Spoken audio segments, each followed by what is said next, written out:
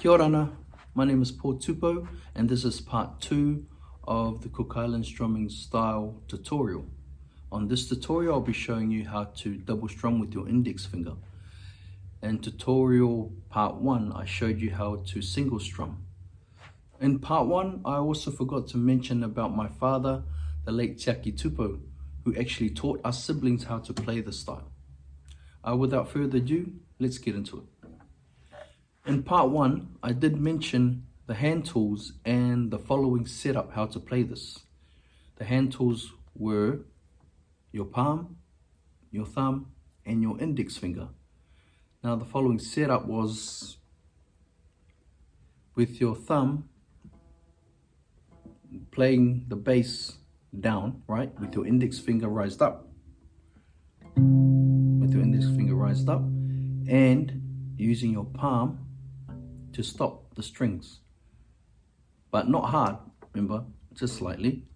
And then with your index finger raised up, you strum down, and that was like the single strum on part 1. Now instead of bringing your index finger back up without strumming, as I mentioned in part 1, you need to strum this time, so that makes the double up, okay?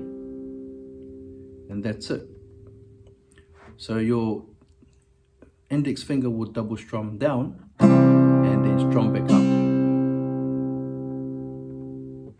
So again, your thumb plays the bass down with your index finger raised up, palm stops the strings, palm release off the strings with your index finger playing down. So it goes like this.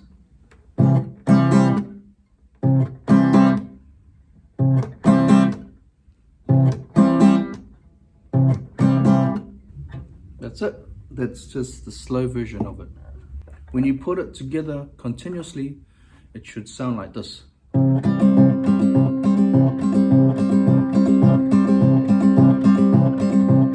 horse and the train.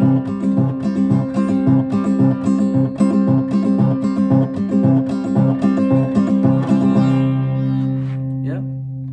Well, I think that's my tutorial. This concludes part 2 of the Cook Island guitar strumming style tutorial. As mentioned, this is a step up level from part 1. As part 1 was a single strum, part 2 is a double strum. I'll be doing another tutorial video on how to triple strum. So that would be part 3. Hope to see you all in the next video. Other than that, kia ora e kia manuia.